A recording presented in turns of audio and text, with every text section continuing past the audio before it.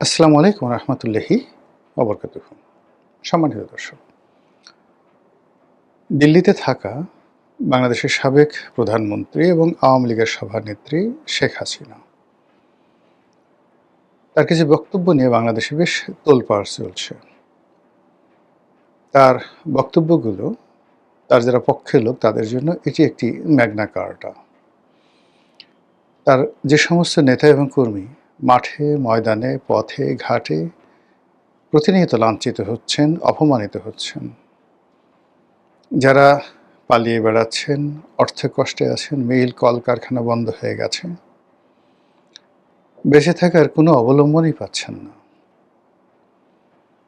অনেকের পালিয়ে থাকতে থাকতে শির দাঁড়া মানে মেরুদণ্ড রীতিমতো বাঁকা হয়ে গেছে।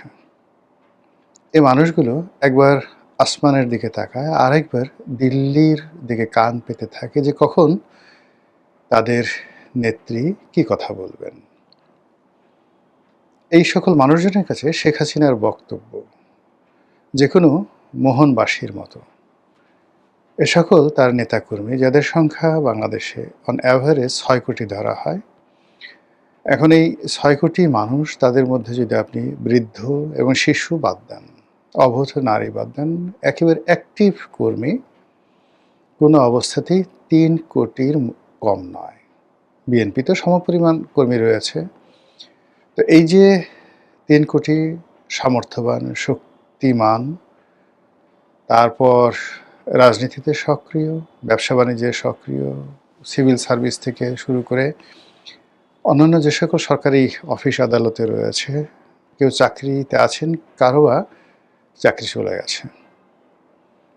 তাদের প্রায় প্রতিদিনই এটি আকুতি থাকে যে আজকে শেখ হাসিনার পক্ষ থেকে কি কথা এসেছে। তিনি কি আসবেন? তিনি কি আবার সেই তাগত বা এবং তখ্ত মানে শক্তি এবং সিংহাসন এগুলো কি ফেরত পাবেন? আমরা কি আবার সেই সুসময়ে চলে যেতে পারবো? এই জিনিসগুলো নিজেরা আলোচনা করেন এবং তাদের সঙ্গে যদি কোনো বুদ্ধিমান লোকের দেখা হয়, জ্ঞানী লোকের দেখা হয়, একটু দার্শনিক প্রকৃতির লোকের দেখা হয়, তাহলে তারা প্রথমেই বলে এবং জিজ্ঞাসা করে যে, "ভাই কতদিন? আমাদের কি কোনো সম্ভাবনা আছে?" এবং এই যে সকল কথাবার্তা এমন সব বড়, বড় মানুষ বলেন, মানে যারা একটা সময় জাতিকে দিক নির্দেশনা দিতেন, যারা একটা সময় মানুষের বিবেক হিসেবে কাজ করতেন, নেতৃত্বের একটা শীর্ষ পর্যায়ে যারা ছিলেন, তারাও এই সময়টিতে এতটা দুর্বল হয়ে পড়েছেন যে পরস্পরের সঙ্গে দেখা হলে তারা অনেকটা অবোধ শিশুর মতো কাজ করেন। তো তাদের জন্য শেখ হাসিনার যেকোনো বক্তব্য জাস্ট লাইক মেডিসিন। সাপে কামড় দিলে যেভাবে তাৎক্ষণিকভাবে কাউন্টার বিষ দরকার হয় রোগীকে বাঁচানোর জন্যে, ঠিক তদ্রূপ। এখন শেখ হাসিনার সেটা তার প্রতিপক্ষের কাছে যত বিশ্রী হোক না কেন, তার নিজের দলের নেতৃকর্মী যারা আছেন তাদের কাছে তার যেকোনো বক্তব্য অমৃতের মতো। এই গেল একটি পার্ট। আর এটা শেখ হাসিনা জানেন। জানার কারণে অবিরতভাবে তিনি এই এক্সাইলে থেকে, অর্থাৎ দেশের বাইরে থেকে তিনি বলে যাচ্ছেন, কে কি মনে করলো, কে কি সমালোচনা করলো, কে কি আবেগ দেখালো, কে কি বিবেক দেখালো, ডাজ নট ম্যাটার। তার অনেক দুঃখ, তার অনেক কষ্ট। তার কষ্টটা কেমন সেটা আমি জাস্ট একটু উদাহরণ দেই। ৭৫-এর ১৫ই আগস্ট তার বাবার লাশ বাড়ির মধ্যে পড়েছিল। পরিবারের সবাই নিহত। তিনি এবং তার বোন ছিলেন জার্মানিতে। তার লাশ, অর্থাৎ তার বাবার লাশ যখন ওখানে পড়েছিল, ঠিক সেই সময়টিতে দলে দলে আওয়ামী লীগের লোক বঙ্গভবনে ছুটে গিয়েছিল খন্দকার মোশতাকের কাছে আত্মসমর্পণ করার জন্য, তার ক্যাবিনেটে, মোশতাকের ক্যাবিনেটে মন্ত্রী হওয়ার জন্য, এবং অনেকে মোশতাকের কদমবুচি করে নিজের আনুগত্য প্রকাশ করতে চেয়েছিল। এ দৃশ্য শেখ হাসিনা কখনো ভুলেন না এবং যতদিন তিনি ১৭ বছর ক্ষমতায় ছিলেন তার আগে বাংলাদেশে এসে ১৯৮১ থেকে একেবারে শেষ সময়টা পর্যন্ত তিনি প্রতিটি মুহূর্তে সেই কথাগুলো স্মরণ করেন। যারাই তার কাছে গিয়েছেন, একটু আন্তরিকতা হয়েছেন, একটু আওয়ামী লীগের ব্যাপারে আবেগ দেখানোর চেষ্টা করেছেন, সবাইকে তিনি ধমকের সুরে বললেন যে, "তোমরা সেদিন কোথায় ছিলে যেদিন আমার বাবার লাশ পড়েছিল?" আবার এখন তিনি বলেন একান্ত আপনজনের কাছে যে, "আমার বাবা যে দৃশ্য দেখতে পাননি, সে দৃশ্যটা আমি দেখেছি।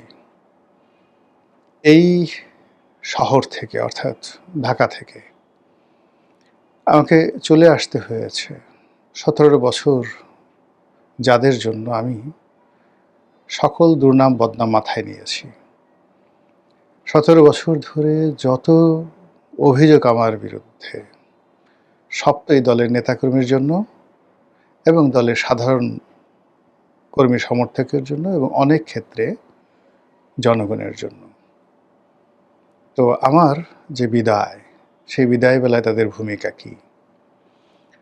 আমার বিরুদ্ধে যেদিন মৃত্যুদণ্ডের রায় হলো, ফাঁসির রায় হলো, সেদিন এই বাংলাদেশে কোথাও ১০,০০০ লোক একত্র হয়েছে। আমার ৬ কোটি সমর্থক, ৩ কোটি শক্তি সামর্থ্যবান মানুষ, কিন্তু তারা একত্র হতে পেরেছে ১০,০০০ লোক। এরকম কোনো নজির আছে?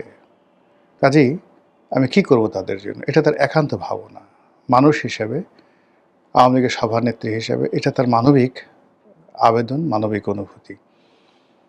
কিন্তু নেতা হিসেবে, লিডার হিসেবে তিনি যখন চিন্তা করেন যে, আমার তো আসলে কারো মুখের পানে চেয়ে থাকার সময় নেই। আমি যদি কারো মুখের পানে চেয়ে থাকি তাহলে তো আর চলবে না। সবাই আমার পানে চেয়ে আছে।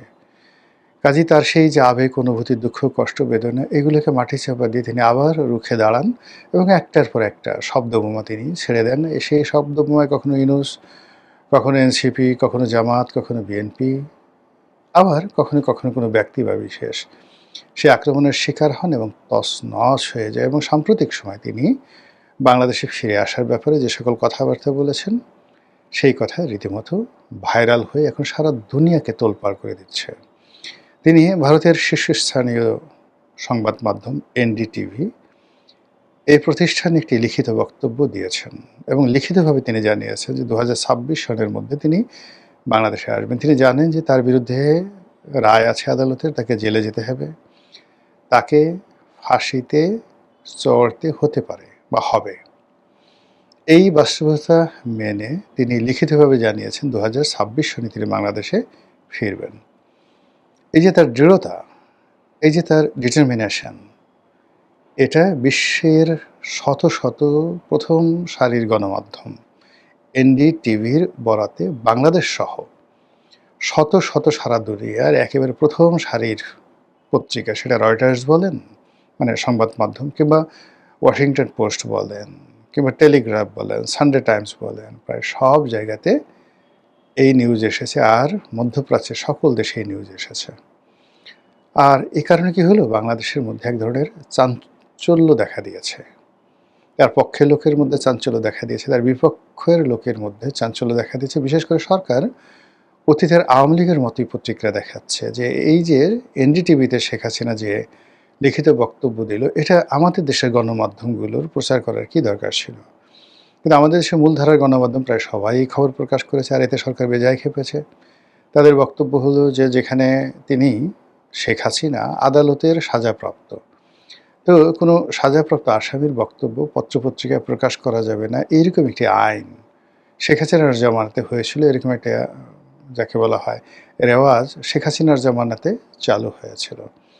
এবং ওই সময়টিতে তারেক রহমান সাহেবের কোনো কথা, বেগম খালেদা জিয়ার কোনো কথা পত্রপত্রিকায় ছাপানো যেত না এই নিষেধাজ্ঞার কারণে। সরকার এই মুহূর্তে দেশের গণমাধ্যমকে খুব কড়া ভাষায় জানিয়ে দিচ্ছেন যে সাজাপ্রাপ্ত আসামি শেখ হাসিনার কোনো বক্তব্য প্রচার করা যাবে না। কিন্তু সমস্যা হয়ে গেল এই যে 2013-14 কিংবা 2021-22 ওই সময়টাতে বাংলাদেশের যে পরিস্থিতি এবং প্রেক্ষাপট ছিল, ওই সময়টাতে আওয়ামী লীগের যে তৎপরতা ছিল তার চেয়ে এখন বাস্তবতা হলো আওয়ামী লীগের হাতে যা অ্যামুনেশন আছে, মানি, কৌশল, বুদ্ধি, প্রজ্ঞা এবং সামাজিক মাধ্যমে তাদের এই মুহূর্তে যে রাজত্ব এবং দেশের রাজনীতির অঙ্গনের সবচেয়ে মেধাবী মানুষগুলো, সাংবাদিক, সাহিত্যিক, বুদ্ধিজীবী, কবি, অভিনেতা, অভিনেত্রী, কূটনীতিবিদ, প্রায় সবাই একেবারে আপনি যদি ধরেন ১০০ জন শীর্ষ, যে কোনো ট্রেডের ১০০ জন শীর্ষ বলতে গেলে সবাই আওয়ামী লীগ করেন বা আওয়ামী লীগ মাইন্ডেড। আর ওই পর্যায়ের একজন সিঙ্গেল মানুষ বিএনপিতেও নেই, জামাতে নেই। মানে মঞ্চে উঠে একটা বক্তব্য দিবেন, বাংলা বিহারুর ঈর্ষার নবাব, একটা কবিতা পড়বেন, একটা ভালো গান রচনা করবেন, একটা গান লিখবেন, মানে এইরকম কোনো লোক রাজনৈতিক অঙ্গনে আওয়ামী লীগের ধারের কাছে নেই। ফলে এই মানুষগুলো অনেকে নিজেরা করছে, অনেকের নিজেরা লিখে দিয়ে দেশের বাইরে যারা পড়তে পারে, বলতে পারে, তাদেরকে ড্রাপ করে দিচ্ছে। ফলে কি হলো, সামাজিক একটা আন্দোলন গড়ে উঠছে, একটি সাংস্কৃতিক আন্দোলন গড়ে উঠছে রেজিমের বিরুদ্ধে, ইনুস জামানাতে ইনুসের বিরুদ্ধে, বর্তমান জামানাতে তারেক রহমান সাহেবের বিরুদ্ধে।